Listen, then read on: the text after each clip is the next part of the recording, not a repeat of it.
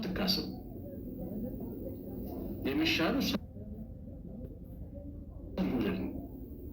መንፈስ ቅዱስ እንዲረዳ ጸልይ። ከጽንፍ ወጣ ብለህ የጌታህ እናት ናት፣ ያንተም እናት ናት። እሷ መውደድ ነው የሚሻለው እንጂ አታታልለውም። ራስህ ወዳታለሁ እኮ ብለህ ልታልፈው አትችልም። የመንፈስ ቅዱስ ጉዳይ ትልቅ ነገር ነው።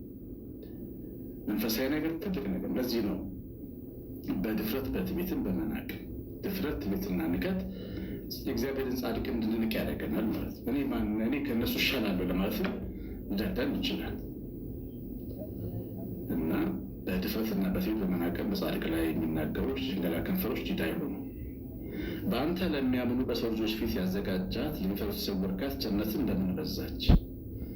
እግዚአብሔርን የሚያምኑ ሰዎች በፊት ለፊታቸው የተዘጋጀች እግዚአብሔርን የሚፈሩ ሰዎች ለእነሱ የተሰወረች አንድ ትልቅ ቸርነት አለች ማለት ነው። በእግዚአብሔር የሚታመኑ ሰዎችን እግዚአብሔር የሚፈሩ ሰዎች የሚወስዷት ድብቅ የሆነ የተዘጋጀች ትልቅ ቸርነት አለው። እሷ እያንዳንዳችን ሕይወት ውስጥ በየዘመኑ በቀር ትሰጠናለች ማለት ነው።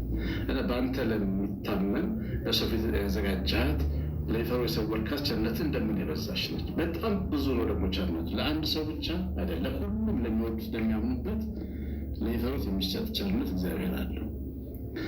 በፊት መጋረጃ ከሰው ክርክር ትጋርዳቸዋል። ከቸርነቱ ዝርዝር ነገሮች አሉ።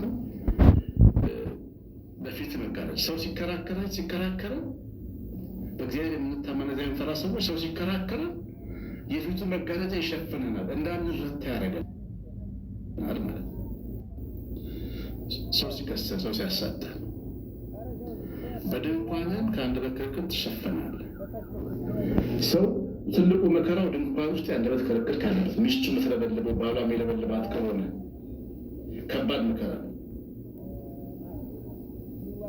እናት እንኳን ጥለናት እንመጣለን፣ ሚስት ብትሆን ምን ታደርጋለህ? ግን እግዚአብሔር የሚፈሩ ሰዎች ምን ይላል እግዚአብሔር ቃል? በድንኳንህም ከአንደበት ክርክር ይጋርዳል። ሚስትህ የምትከራከር የምታናድድ፣ ባልሽ የሚከራከርሽ የሚያናድድሽ